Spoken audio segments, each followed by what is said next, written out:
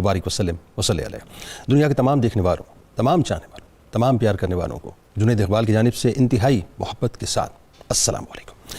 ناظرین کرام، ایک بار پھر آپ کو صبح نور میں خوش آمدید کہتے ہیں، اور آئیے آغاز کرتے ہیں نبی کریم صلی اللہ علیہ وآلہ وسلم کے اسم مبارک سے۔ حضرت ابو انیس محمد برکت علی علیہ الرحمہ کی تالیف اسماء النبی الکریم صلی اللہ علیہ وآلہ وسلم سے رسول کریم صلی اللہ علیہ وآلہ وسلم کا ایک اسم مبارک، سیدنا الناشر صلی اللہ علیہ وآلہ وسلم، ہمارے سردار، اسلام پھیلانے والے۔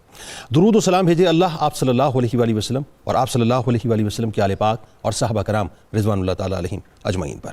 سیدنا ابو ہریرہ رضی اللہ تعالیٰ عنہ سے مروی ہے کہ نبی کریم صلی اللہ علیہ وآلہ وسلم نے ارشاد فرمایا کہ ایک بندہ مومن کو اس دنیا سے وصال کے بعد جن نیکیوں کا ثواب ملتا ہے وہ یہ ہیں: ایسا علم جس کے حصول کے بعد لوگوں میں اس کی اشاعت کی گئی ہو، اس کی نیک اولاد جو اس کے لیے دعائے مغفرت کرے، وہ قرآن ہے جو اس نے کسی کو تلاوت کرنے کی غرض سے تحفے کے طور پر دیا ہو، اور وہ مسجد جو اس نے عبادت کے لیے بنوائی ہو، مسافر خانہ یا نہر جو اس نے جاری کروائی ہو، اور وہ صدقہ جو اس نے اپنی تندرستی اور حیات میں اپنے مال میں سے دیا ہو۔ یہ وہ نیکیاں ہیں جس کا اسے موت کے بعد بھی ثواب ملتا رہتا ہے۔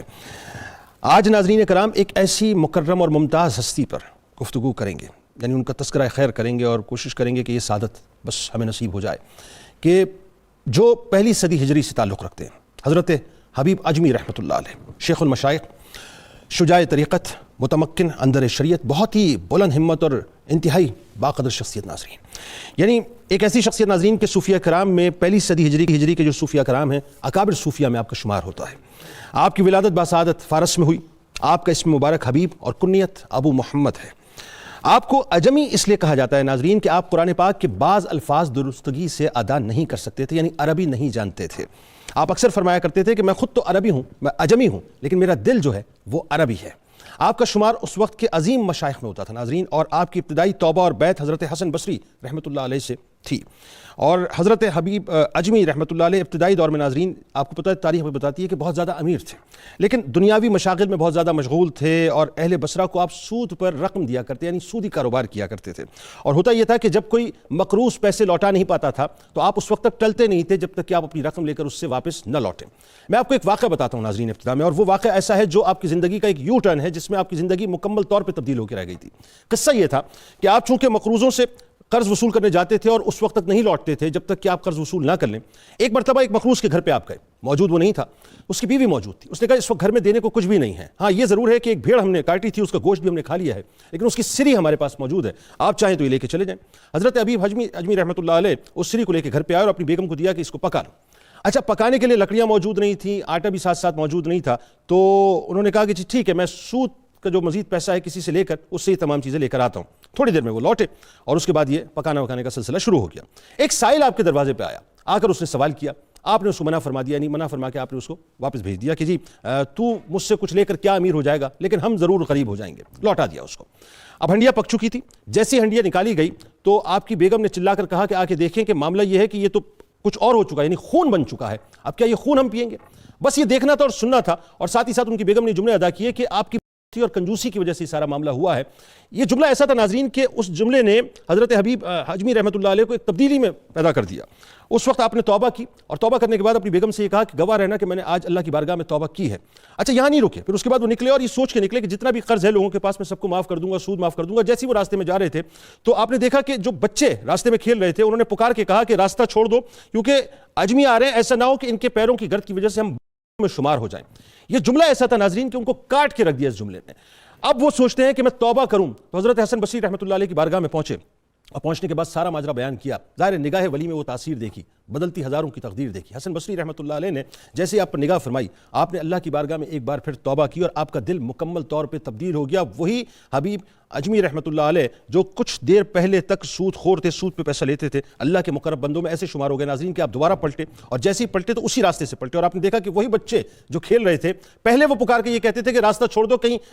حبیب اجمی کی جو گرد ہے پیروں کی وہ ہمیں میں شمار نہ کر دے۔ اب معاملہ یہ تھا کہ انہوں نے پکار کے یہ کہا کہ راستہ اس لیے چھوڑ دو کہ کہیں ایسا نہ ہو کہ ہماری وجہ سے، یعنی ہمارے پیروں کی گرد کی وجہ سے حبیب اجمی رحمۃ اللہ علیہ کو کوئی نقصان پہنچے اور ہم گناہ گاروں میں شامل ہو جائیں۔ آئیے ناظرین بس یہیں سے بات کا آغاز کرتے ہیں کہ یہ جو توبہ ہے، یہ کتنی عظیم توبہ ہے، کتنی عظیم توبہ ہے اور کتنی مقبول بارگاہ ہے کہ چند لمحوں پہلے آپ کچھ تھے اور چند لمحوں بعد اللہ تعالیٰ نے آپ کو کیا مقام عطا کر دیا۔ ہمارے ساتھ اس وقت 3 شخصیات موجود ہیں۔ یہ شخصیت ممتاز عالم دین ہیں، درس و تدریس کے شعبے سے وابستہ ہیں، محترم جناب پروفیسر محمد سعید احمد خان صاحب۔ دوسری شخصیت ماشاءاللہ سید زادے ہیں، مفتی ہیں، شیخ الحدیث ہیں اور پہلی مرتبہ میرے پروگرام میں تشریف لائے محترم جناب مفتی صاحبزادہ سید زین العابدین صاحب۔ اور تیسری شخصیت بھی ماشاءاللہ بزرگ شخصیت ہیں،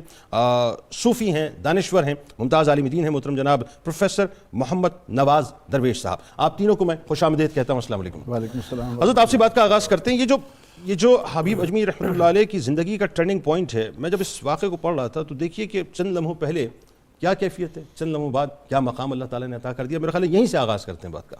بسم اللہ الرحمن الرحیم۔ بہت شکریہ۔ اللہم صلی علی محمد وانزلہ المقعد المقرب عندک یوم القیامہ۔ محترم جنید اقبال صاحب، ہم اللہ کا جس قدر بھی شکر ادا کریں کم ہے کہ اس نے اپنے فضل و کرم سے ہمیں اپنے حبیب صلی اللہ علیہ وسلم کا امتی ہونے کا اعزاز عطا کیا۔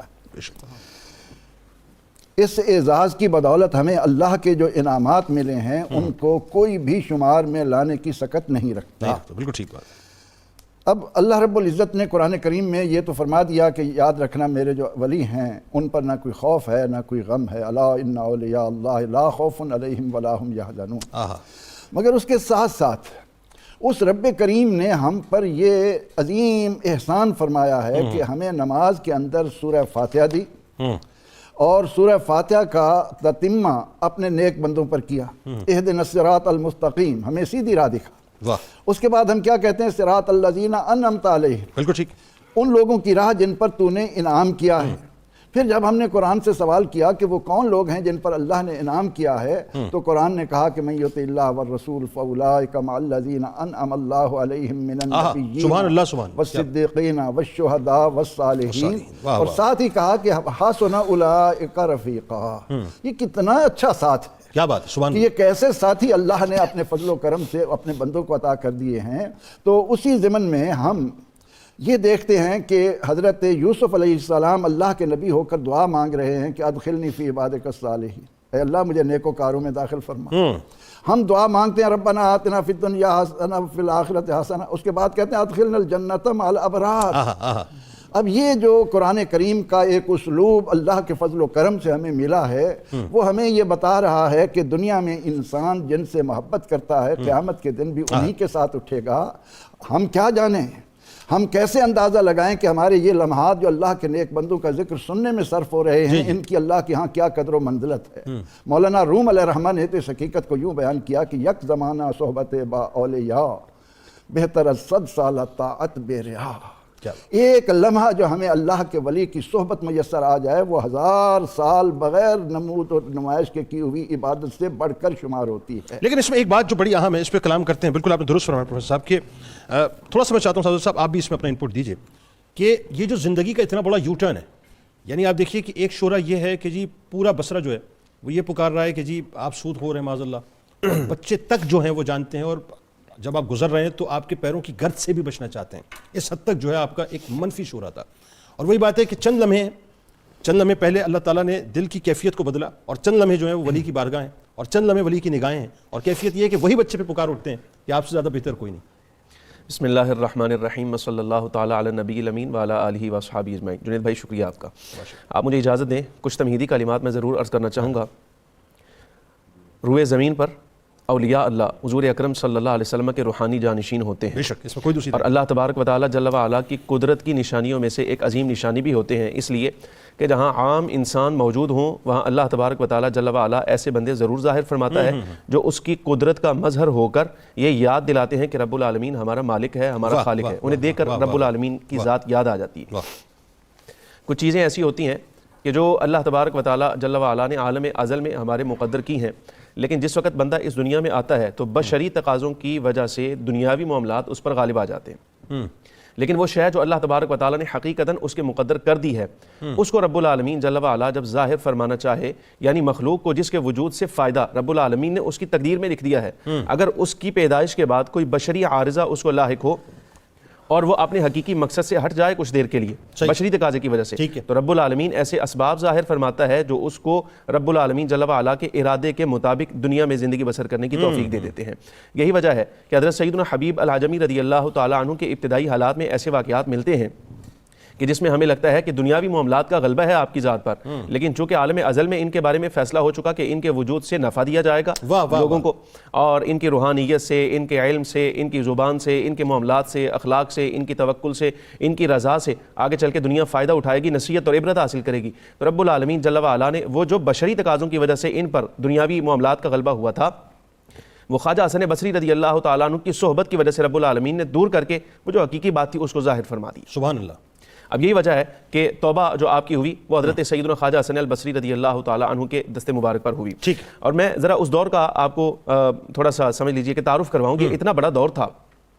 صحابہ کرام علیہم الرضوان کے فوراً بعد جن لوگوں نے حضور اکرم صلی اللہ علیہ وسلم کے اصحاب، حضور کی اہل بیت کی صحبت اختیار کی تھی، امام حسن و حسین رضی اللہ تعالیٰ عنہما سے ملاقاتیں کی تھیں، یہ تابعین کا دور تھا۔ تابعین کے دور کے ساتھ یعنی اتنی عظمت والا دور ہے کہ اس میں آپ کو حضرت امام اعظم رضی اللہ تعالیٰ عنہ بھی نظر آتے ہیں، علمی میدان آپ دیکھیں بالکل ٹھیک،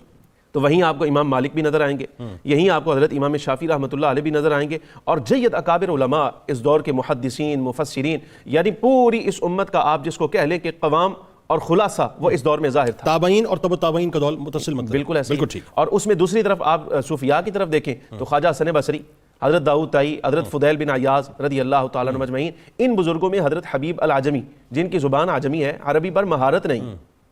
مادری زبان نہ ہونے کی وجہ سے اس میں ان کا قصور بھی کوئی جی، یعنی اس کو عیب نہیں کہا جا سکتا کہ اتنا بڑا اللہ کا ولی ہے اور اس کو عربی نہیں آتی۔ اس کا جواب آپ نے بڑے خوبصورت انداز میں دیا۔ جس وقت آپ سے کہا گیا کہ آپ عجمی ہیں، آپ کی حقیقی زبان تو عجم ہے، لیکن پھر قرآن عزیز کیسے سمجھ لیتے ہیں؟ جب آپ کے سامنے قرآن عزیز پڑھا جاتا ہے تو آپ مضطرب ہو جاتے ہیں، گریہ وزاری کرتے ہیں، یہ کیسے؟ فرمایا گو اگرچہ میری زبان وہ عجمی ہے لیکن میرا دل عربی ہے۔ جس وقت ہمارے محبوب کا خط یعنی قرآن عزیز تلاوت کیا جاتا ہے، ہمارے سامنے پڑھا جاتا ہے، تو ہمیں اپنے حبیب یعنی حضور اکرم صلی اللہ علیہ وسلم پر نازل ہونے والی کتاب وہ سمجھ آتی ہے، رب العالمین اپنی مہربانیاں کرتا ہے، ہمیں وہ سمجھاتا ہے۔ ٹھیک، بات آگے بڑھاتے ہیں پروفیسر صاحب، وہی سوال تشنا ہے ابھی تک، میں نے سوال جو میں نے پہلے فلوٹ کیا اس کا جواب ابھی تک نہیں آیا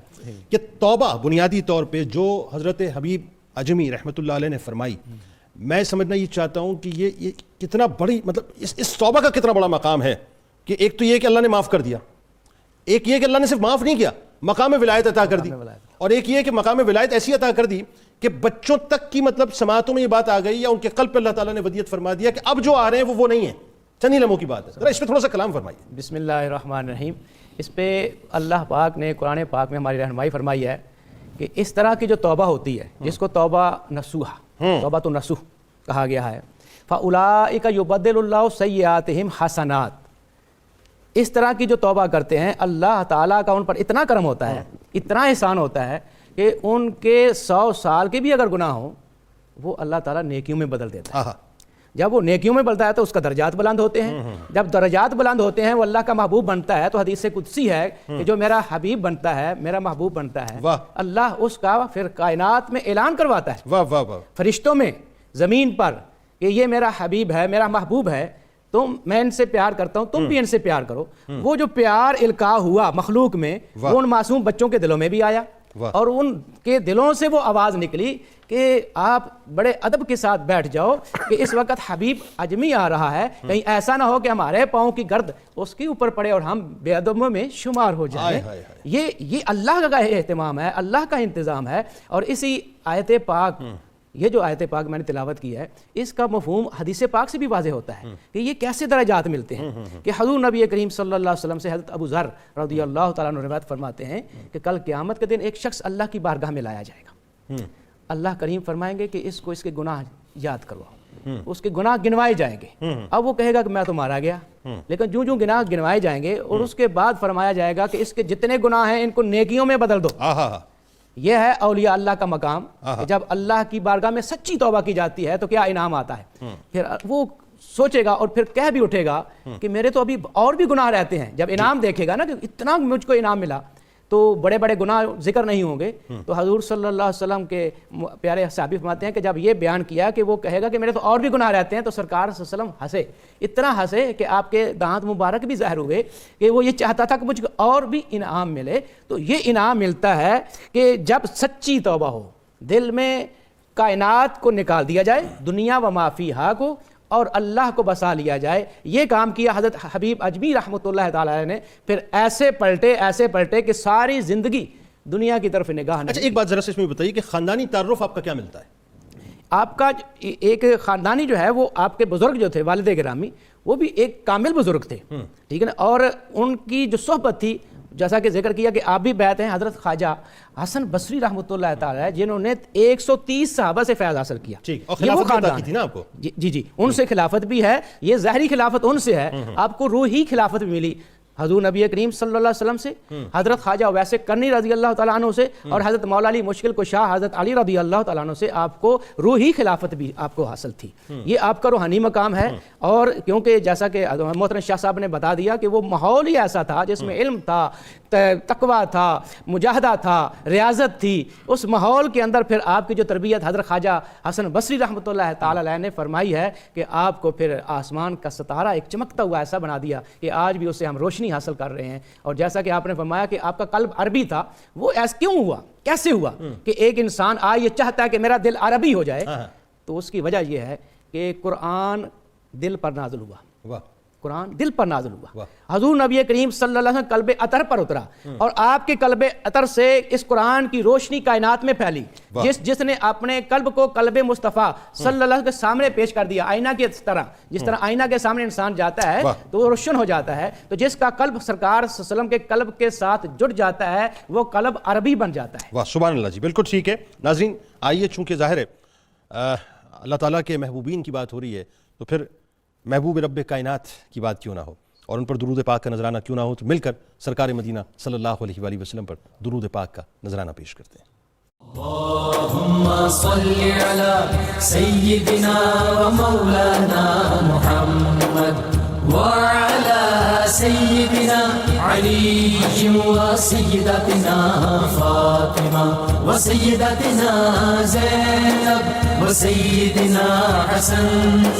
وسيدنا حسين وعلى آله وصحبه وبارك وسلم اللهم صل على سيدنا ومولانا محمد وعلى سيدنا علي وسيدتنا فاطمة وسيدتنا زينب وسيدنا حسن وسيدنا حسين وعلى آله وصحبه وبارك وسلم وعلى آله وصحبه وبارك وسلم۔ میں ابھی ایک بات سوچ رہا تھا کہ آپ کا توکل کتنا مضبوط تھا اللہ کی ذات پہ، اب ذرا سوچئے۔ یعنی عالم یہ تھا کہ ایک شخص خراسان سے بصرہ آیا اور اس نے حضرت سیدنا حبیب اجمی رحمۃ اللہ علیہ کو 10,000 روپے بطور امانت دیے، یعنی 10,000 جو درہم تھے وہ دیے، اور عرض کی کہ آپ بصرے میں کوئی میرے لیے اس کے لیے گھر خرید لیجیے گا، میں ذرا مکے کی طرف جا رہا ہوں، مکے سے جب لوٹوں گا تو پھر گھر لے لوں گا۔ اسی دوران ہوا یہ کہ ناظرین جو وہاں پر جو آٹا تھا وہ مہنگا ہو گیا۔ اب چونکہ ظاہر ہے لوگوں کی حالت ایسی ہو گئی، آپ سے رہا نہیں گیا، تو آپ نے جو ہے وہ آٹا خریدا اور لوگوں میں تقسیم کر دیا۔ کچھ عرصے کے بعد وہ شخص جب واپس آیا تو اس نے آ کر پوچھا کہ وہ جو میں نے 10,000 درہم آپ کو دیے تھے، آپ نے میرے لیے گھر خرید لیا؟ تو آپ نے فرمایا کہ ہاں میں نے گھر خرید لیا ہے، اور میں نے جنت میں تمہارے لیے گھر خرید لیا ہے۔ اب آپ نے بتایا کہ جی وہ گھر ایسا ہے کہ اس میں محلات بھی ہیں، اس میں نہریں بھی ہیں، اس میں درخت بھی ہیں، یعنی وہ جو جنت کی تمام تر آسائشیں ہیں وہ گنوانا آپ نے شروع کی۔ وہ شخص بہت خوش ہوا، ان کی بیگم بھی ان کے ساتھ موجود تھی، تو اس کی بیوی نے یہ کہا کہ آپ ایک کام کیجیے، آپ ہمیں لکھ کر دے دیجیے ضمانت کہ جی آپ نے جنت میں ہمارے لیے گھر خرید لیا ہے۔ اللہ پر توکل آپ کا کیسا تھا؟ یعنی آپ اللہ پر اتنا فرم بلیو کرتے تھے کہ آپ نے بسم اللہ الرحمن الرحیم لکھا اور پورا رکا لکھ کے ایک ضمانت کے طور پہ ان کے ہاتھ میں دے دیا کہ جی اللہ تعالیٰ نے یہ جنت میں جو محل ہے یہ آپ کے لیے مختص کر دیا۔ اس شخص کا ناظرین کچھ عرصے کے بعد انتقال ہو گیا۔ دیکھنے والوں نے دیکھا کہ قبر سے ایک رکا نکلا جس میں یہ لکھا ہوا تھا کہ حبیب اجمی رحمۃ اللہ علیہ نے جو ضمانت دی تھی وہ ضمانت اللہ تبارک و تعالیٰ نے پوری کر دی۔ یعنی ان کو اتنا یقین تھا اپنی ذات پہ کہ میں جو بات کر رہا ہوں وہ میری ذات نہیں ہے، ذات پہ اس لیے یقین تھا کہ یقین اس پروردگار پہ تھا کہ میرا پروردگار میری ذات کی بات کو یا میری کہی ہوئی بات کو کسی طور سے ٹالے گا نہیں۔ بات کو تھوڑا سا آگے بڑھاتے ہیں، اور پروفیسر صاحب آپ بتائیے کہ اب یہ جو حضرت حبیب اجمی رحمۃ اللہ علیہ کی تعلیم اور تربیت ہے، ظاہر اس ایک بہت بڑا کردار اس میں حضرت خواجہ حسن بصری رحمۃ اللہ علیہ کا ہے، تو میں چاہتا ہوں اس پہ تھوڑا سا کلام کریں۔ بلا شبہ حضرت حبیب اجمی رحمۃ اللہ علیہ تبع تابعین کے سرخیل ہیں، اور آپ کی حیات طیبہ میں پہلا پھول توبہ کا آپ نے جس طرح بار بار توجہ دلائی کہ جس کے لیے اللہ کے نبی علیہ السلام نے فرمایا کہ تائب من الذنب کمن لا ذنب لہ، گناہ سے توبہ کرنے والا ایسا گویا اس نے کیا ہی نہیں۔ بلکہ اس سے بڑھ کر بھی جب ہم قرآن کریم کا مطالعہ کرتے ہیں تو قرآن کہتا ہے ان اللہ یحب التوابین۔ ایک آدمی ابھی ایک لمحے میں 1000 سال کا گناہ گار ہے، لیکن جو ہی اس نے توبہ میں قدم رکھا تو اللہ فرماتا ہے میں اس کو اپنا پیارا بنا لیتا ہوں۔ تو سیدنا حضرت حبیب اجمی رحمۃ اللہ علیہ کی حیات طیبہ کا بعد میں پھر ایک ایک قدم قیامت تک آنے والے مسلمانوں کے لیے اپنے اندر بے شمار دروس اور اسباق لیے ہوئے ہے۔ اب ان میں سے میں ایک مثال آپ کو دیتا ہوں کہ آپ نے سچائی کو، کہ رحمت عالم صلی اللہ علیہ وسلم نے فرمایا کہ الصدق ینجی والکذب یہلک، سچ نجات لاتا ہے۔ حجاج بن یوسف نے اپنے کرندے بھیجے کہ حضرت حسن بصری رحمۃ اللہ علیہ کو گرفتار کر کے لائے۔ اب جب وہاں وہ پہنچے ان کو علم ہوا تو وہ بھاگ کر حضرت حبیب اجمی رحمۃ اللہ علیہ کی عبادت گاہ میں آ گئے جی۔ اب حجاج بن یوسف کے آدمی وہاں پہنچے اور حبیب اجمی رحمۃ اللہ علیہ سے فرمایا کہ یہاں حسن بصری ہیں۔ آپ نے فرمایا ہے صحیح۔ اب وہ لوگ گئے، انہوں نے گھر کے کونے کونے کو تلاش کیا، نہیں ملے۔ پھر آئے، کہا کہ تم کہتے تھے یہاں، کہا میں نے خود انہیں اندر دیکھا ہے جاتے ہوئے، اندر ہیں وہ پھر گئے، لیکن جب پوری طرح کوشش کے باوجود ان کو نہ مل سکے واپس نامراد ہو کر چلے گئے۔ اب حضرت حسن بصری رحمۃ اللہ علیہ باہر آئے اور فرمانے لگے اجمی اچھے میرے مرید ہو، آج مجھے مروانے لگے تھے۔ صحیح بات ہے۔ فرمایا جو اس موقع پر حبیب اجمی نے الفاظ سے کیا زبان جملے، نکالا کہ اگر میں جھوٹ بولتا تو ہم دونوں گرفتار ہو جاتے، ہم دونوں پکڑے جاتے۔ یہ سچائی کی برکت، یہ سچائی کی برکت ہے۔ یہ حبیب یمنی قیامت تک آنے والے مسلمانوں کو آقا علیہ السلام کی اس تعلیم کا متوالا بنا رہے ہیں کہ صدق و متانت، سبق پھر پڑھ صداقت کا، عدالت کا، شجاعت کا لیا جائے گا تو اس سے کام دنیا کی امامت کا، جو معاشرہ جھوٹ کو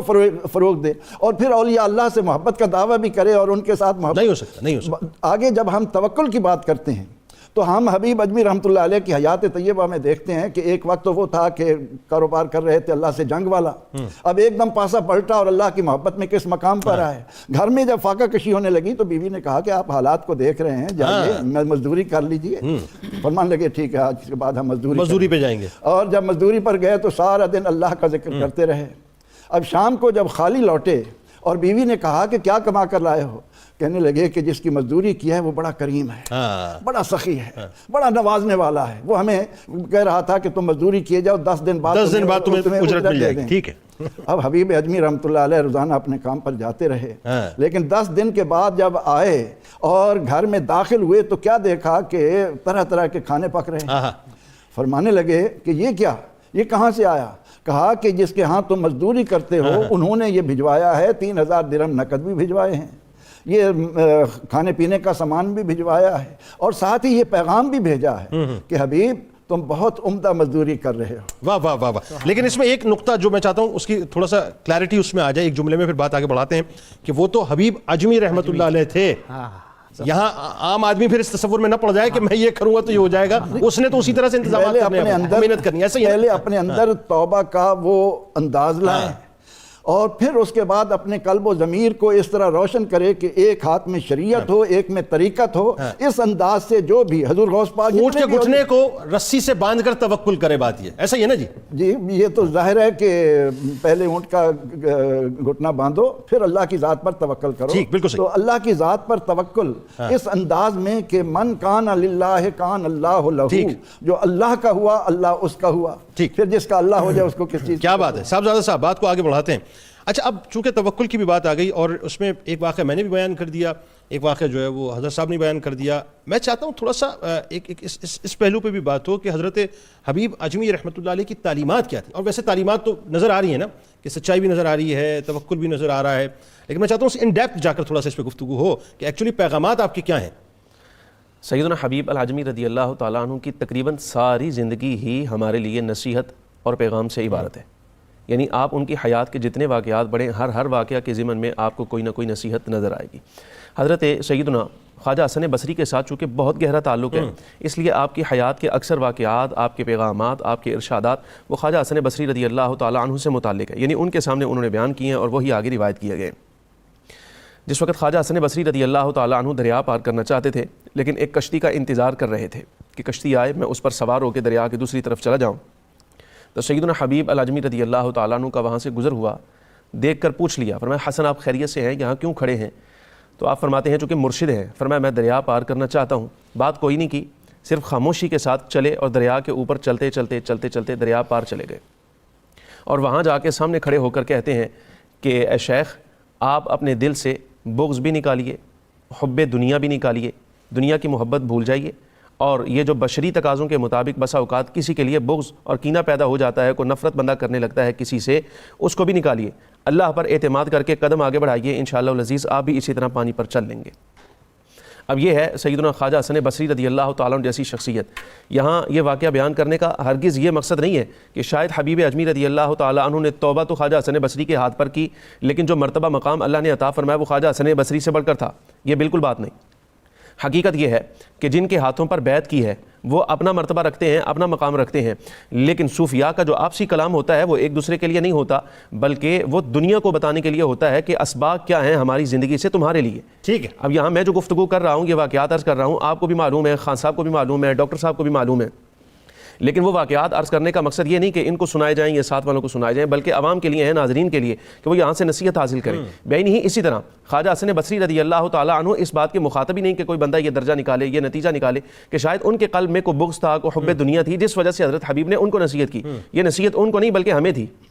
اور آپ یہی فرمانا چاہ رہے ہیں جس وقت تمہارا اللہ پر اعتماد ہوگا، حب دنیا بھی جاتی رہے گی، دنیا کی محبت بھی بھول جاؤ گے، نفرت بھی جاتی رہے گی، اور زندگی تمہاری اتنی سہل ہو جائے گی، اتنی سہل ہو جائے گی کہ قدرت زمین تو زمین رہے گی، پانی کو بھی تمہارے لیے آسان کر دے گی، تم اس پر بھی چلنا چاہو تو چل سکتے ہو۔ اسی طرح آپ کی حیات طیبہ میں بہت سارے واقعات آپ دیکھیے، عند اللہ ان کا مقام مرتبہ، جو کچھ اللہ تبارک و تعالیٰ نے ان کی شخصیت سے ظاہر فرمایا ہے۔ حضرت داتا صاحب رحمۃ اللہ علیہ فرماتے ہیں سیدنا حبیب العجمی کی خانقاہ سے جس وقت خواجہ حسن بصری کا گزر ہوا تو اقامت کیا کہ نماز مغرب شروع ہو چکی تھی، تو حضرت خواجہ حسن بصری نے اس خیال سے ان کی اقتداء میں ابھی نماز نہیں پڑھی، یہ ابتدائی مرحلہ تھا۔ ایسا نہیں ہے کہ شاید ساری زندگی اسی طرح گزر گئی کہ حضرت حبیب رضی اللہ تعالیٰ قرآن شریف پڑھنا نہیں آتا تھا، یہ ابتدائی مرحلہ تھا کہ ابھی تلفظ درست نہ ہوا، تو اس وجہ سے حضرت خواجہ حسن بصری نے ان کی اقتداء میں نماز نہ پڑھی۔ رات جس وقت آرام کیا تو خواب میں تجلی الہی ظاہر ہوئی۔ تجلی الہی اس کو ذات کا دیدار نہیں کہا جا سکتا،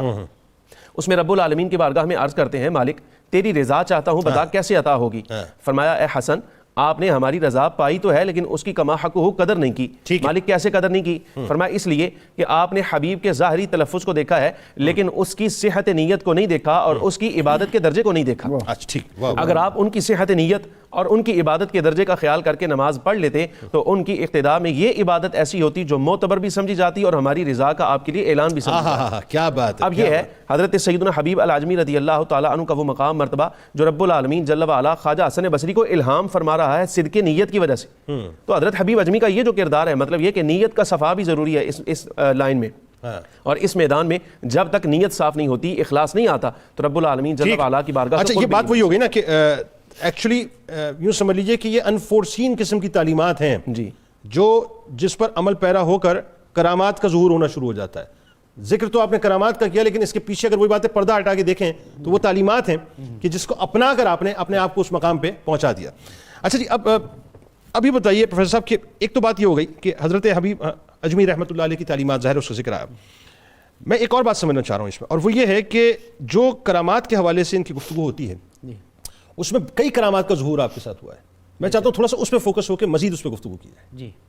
اولیاء کرام ظاہری حیات میں ہوں یا وصال کر جائیں،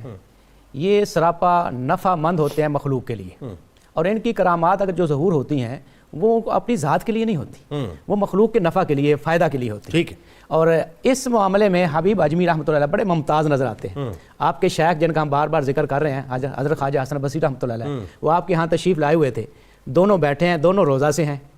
شام کا وقت ہو جاتا ہے افطار کا، کھانا تیار کیا سامنے رکھ دیا، سائل آیا آواز لگائی، سارے کا سارا کھانا اٹھا کر سائل کو دے دیا۔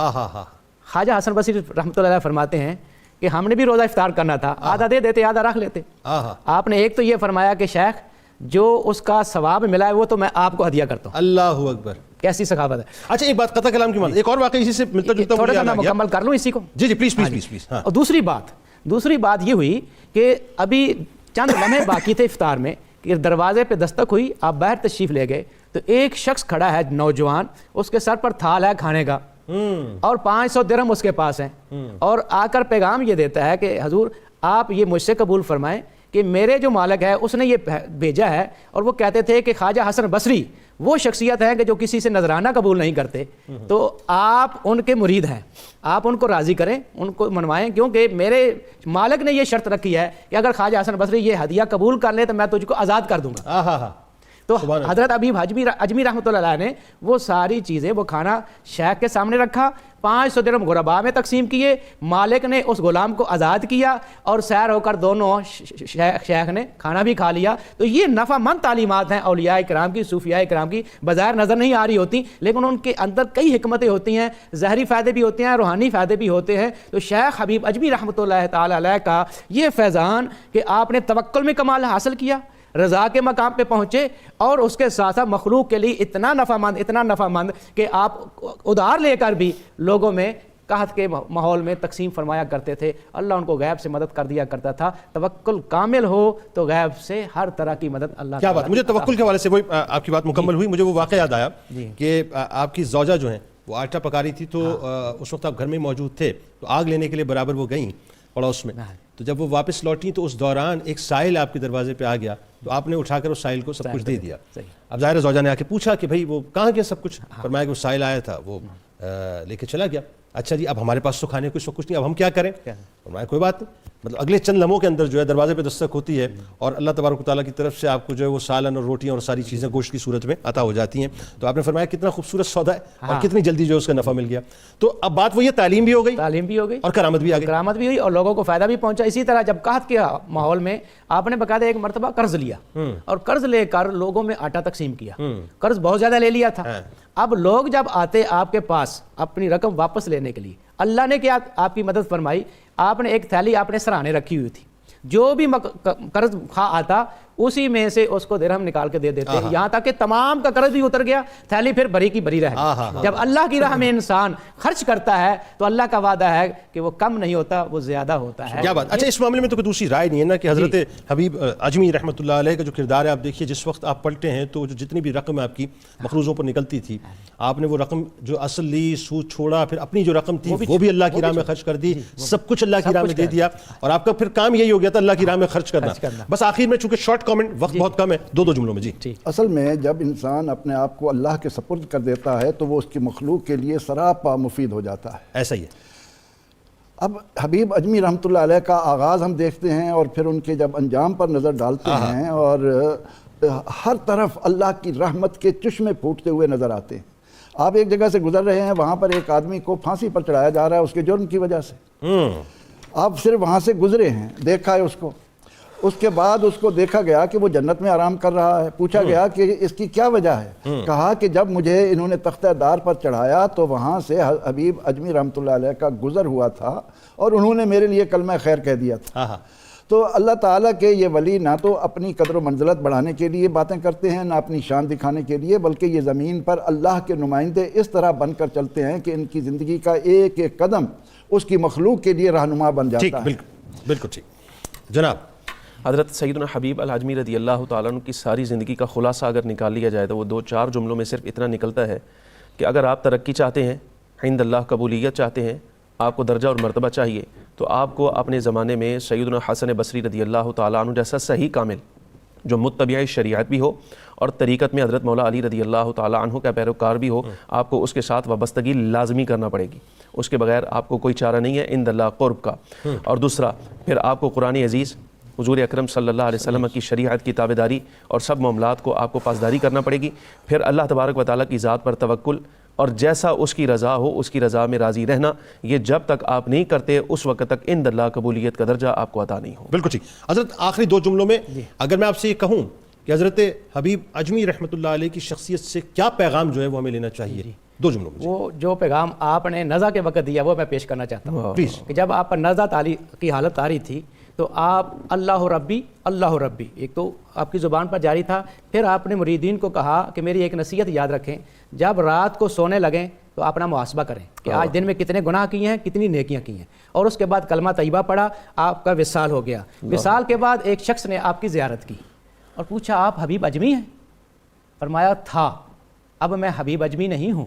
اب میرے اوپر اللہ کی مسلسل نعمت ہے، آہا میں اللہ کی نعمتوں میں ہوں. واہ. وہ حجمی دنیا میں تھا اجمی، کیونکہ وہ ایک لحاظ سے ایپ جیسے ہم کہہ رہے تھے وہ ختم ہو گئی، ختم ہو. اب اجمی نہیں ہے، اجمی نہیں ہوں. اب اللہ کی نعمتوں میں واہ. پل رہے ہیں. واہ. اور اہدنا الصراط المستقیم جو ہم پڑھتے ہیں نماز میں، یہ ہم کو سبق دیتا ہے مسلسل ان اولیاء کے نقش قدم پر چلو، مانگو بھی اہدنا الصراط المستقیم اور ان کے نقش قدم پر چلو بھی، انشاءاللہ دنیا میں بھی کامیاب، آخرت میں بھی کامیاب ہو جاؤ گے. انشاءاللہ جی. بہت شکریہ آپ تینوں احباب کا تشریف لائے.